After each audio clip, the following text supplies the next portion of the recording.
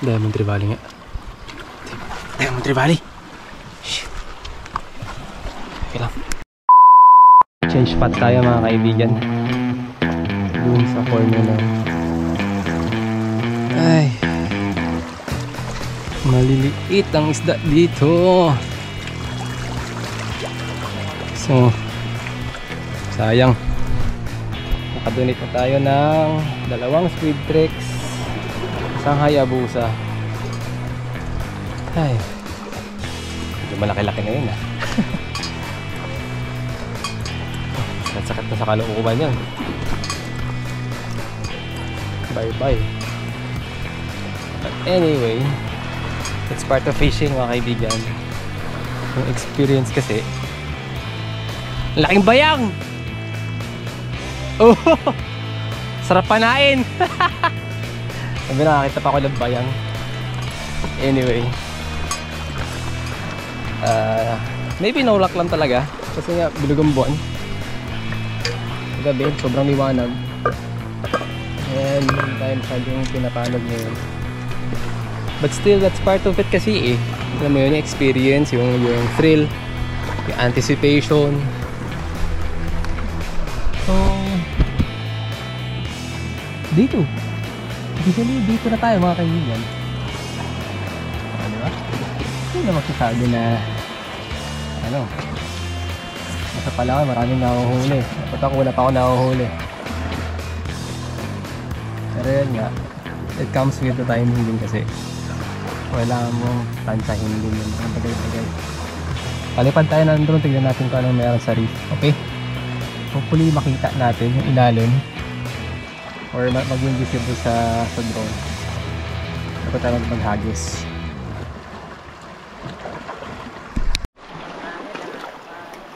Joke only. Hahagis tayo buddy agad.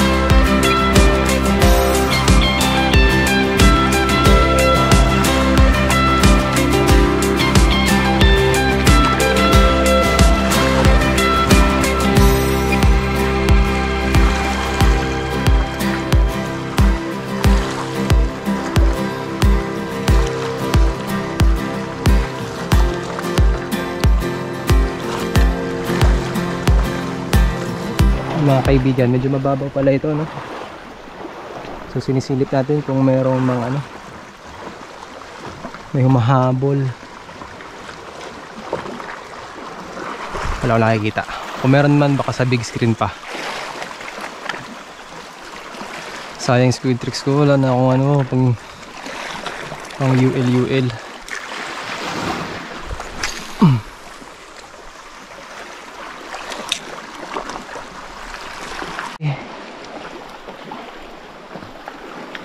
Try natin dito sa side na to.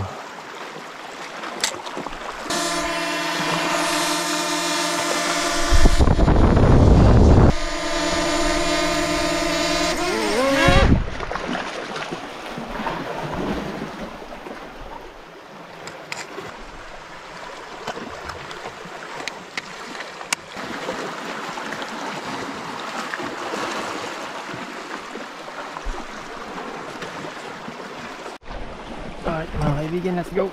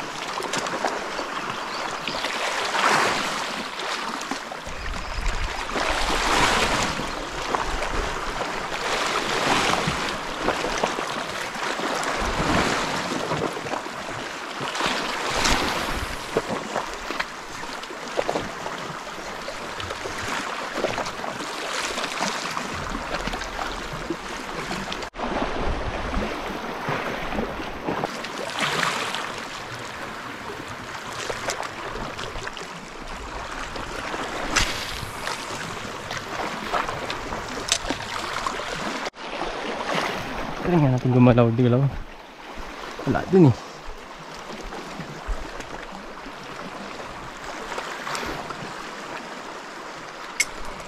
Sapol.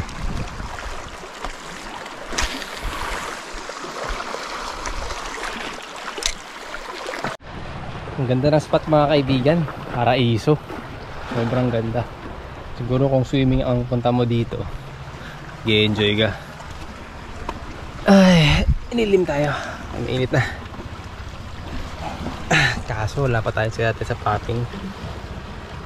So day 2 mga kaibigan ng ating hunt for GTs.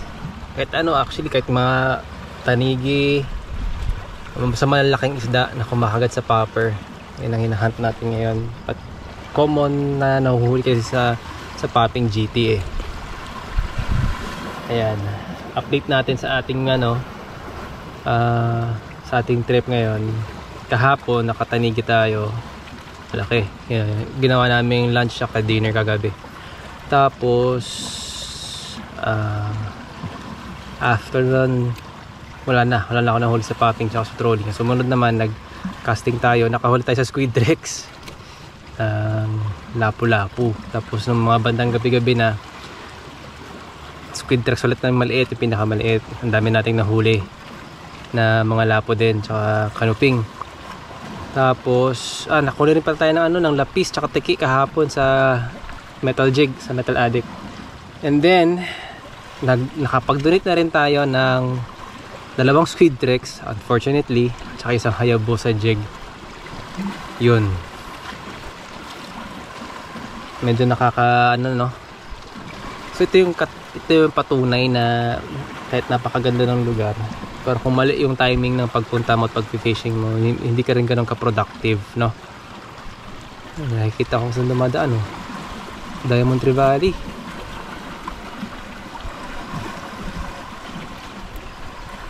Diamond Tree Valley nga. Diamond Tree Valley.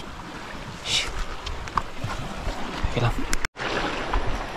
Diamond Tree Valley mga kaibigan.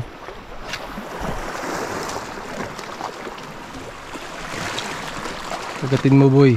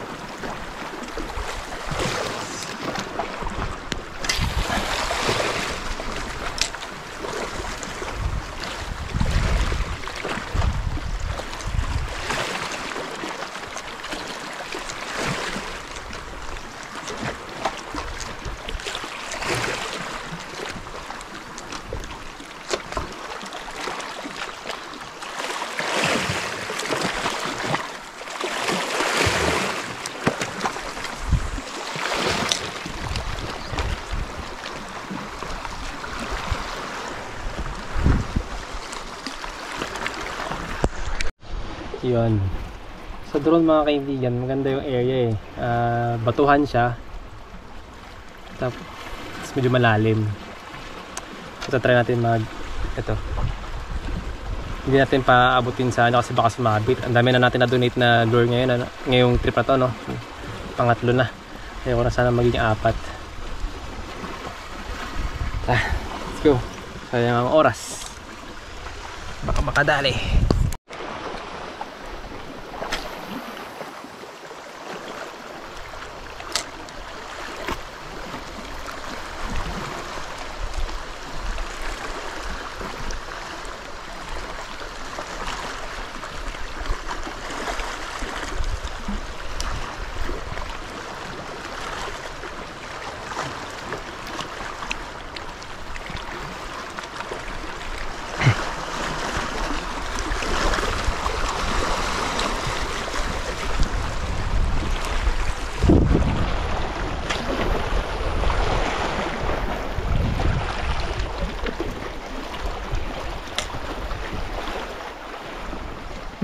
Yun.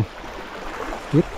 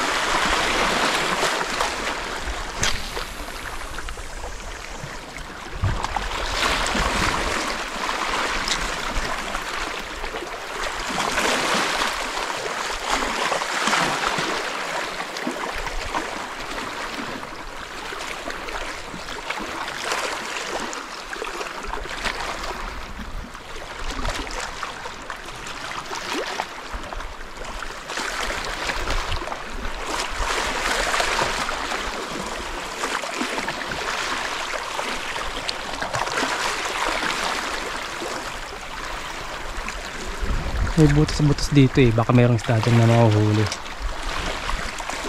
Teka.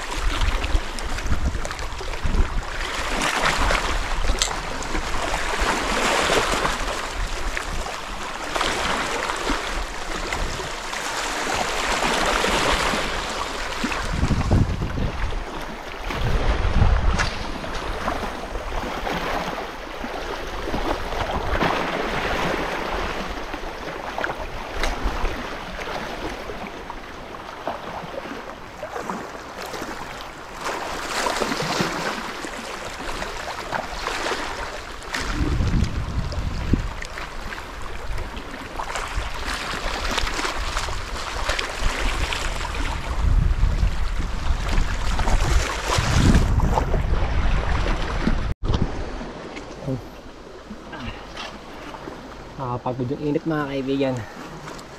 Silong tayo. So chill fishing muna.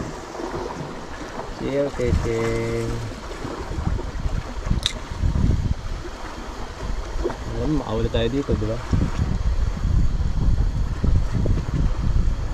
Ma-feel lang natin namin nahuhuli tayo. Eh, patay walang huli.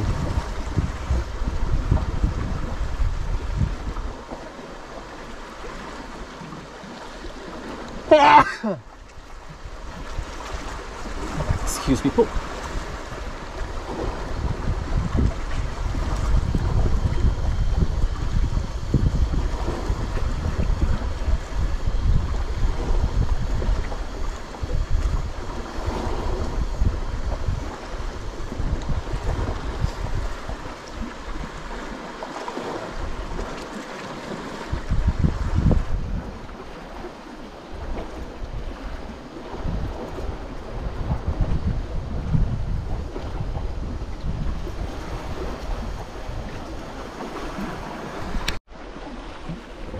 Ginagawa ko ngayon, kakagis lang ako ng metal dig dito sa gilid at babalik na rin yung mga kasama natin. Ito lang huli nila, oh. Halos wala. Parang huli. Ang pagpakpak ngayon ah.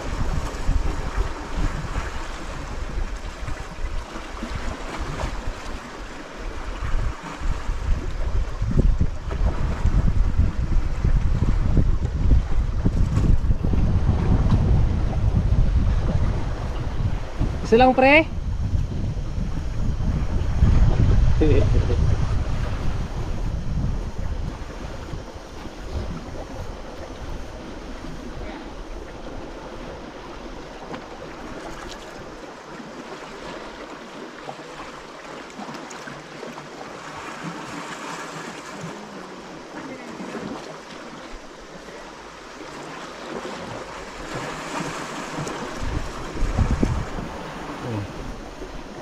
Yung Tree Valley naman ako nakita kanina eh. Diamond Tree Valley ang dumaan sa harapan natin. Pero wala sila sa mood para kumagat yun.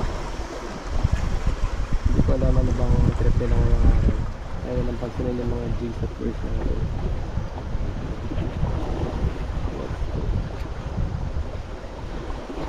Kaya yun. Kapalik na rin sila. Siguro time to go na yun. Let's go.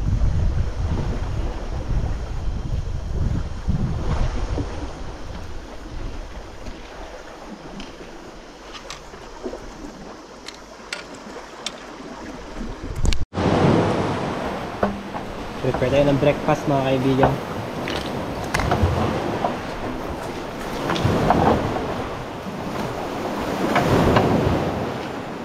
Yan, okay na. Yan. Tapos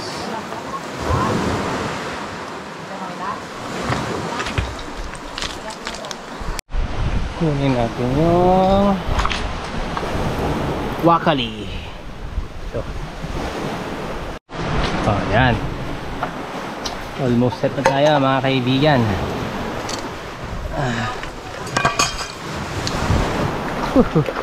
Aray ko.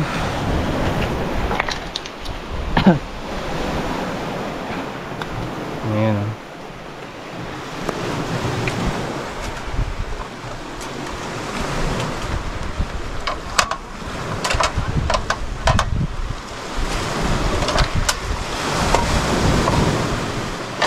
Parang hindi siya dito. Yan, ito ata. Yan ata. Okay.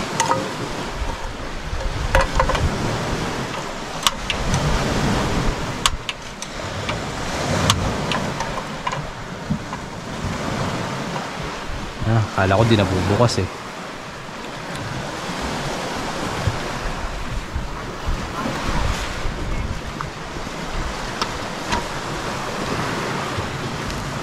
Iyan o. Asin agad.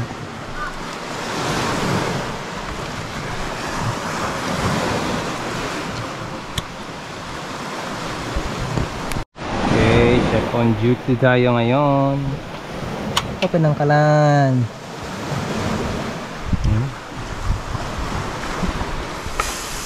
There you go.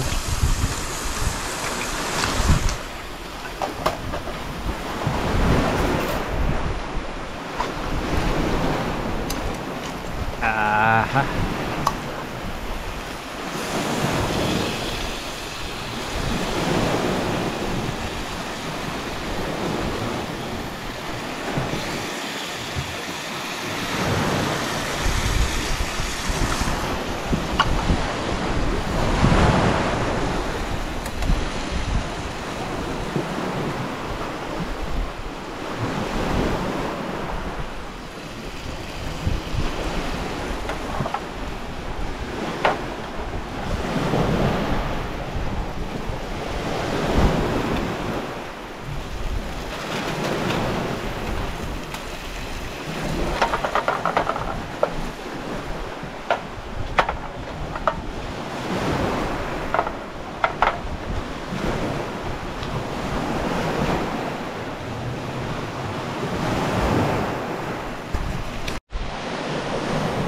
Ang kit nito, ito nyo.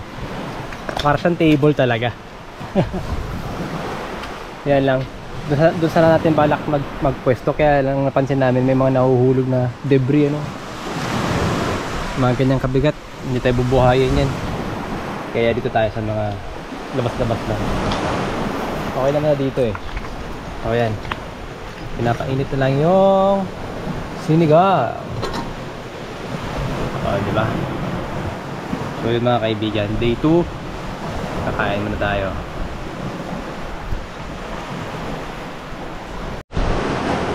Breakfast is served mga kaibigan. Oopsie by chef. Pak. Ayan o.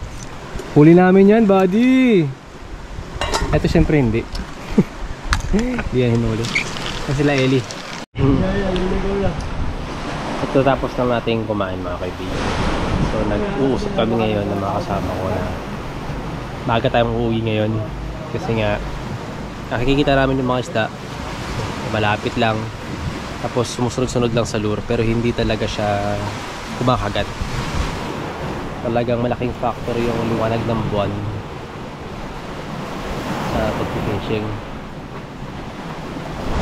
Medyo olats tayo. Good spot, bad timing. Yun lang ang masasabi ko. Good spot, bad timing. So day 2 no? Bukas day 3. Tignan natin kung makakasingit pa tayo bukas. Pero hindi na ako masyadong umaasa sa productivity ng ginagawa natin. Kasi nga liwanag pa ng buwan eh. So tignan natin sa mga susunod na araw. Sa akin yung gamit. Yeah.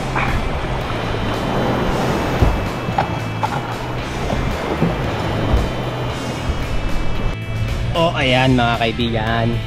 We're back sa lupa. Ginawa na natin lang lahat. Sabiki, jig, casting. Wala talaga eh. Good spot, wrong timing. Yun lang ang masasabi ko. Ay, makasama natin. Good spot, wrong timing. Yan talaga. Yan talaga. Fishing minsan may huli, minsan wala. Parang buhay-buhay lang yan eh. Kung opportunity kasi na yan kung kukunin mo o hindi. Pero importante, sumusubo ka. Nox, quotable quotes, man. Ganun talaga pagka walang huli, quotable quotes na lang para sabihin, inspiring, saka pa deep. My goodness. Taba ng utak ko ah. So din ako taba utak ko. Kahit sobrang payat ko. Tama na nga yan. Ligpit tayo.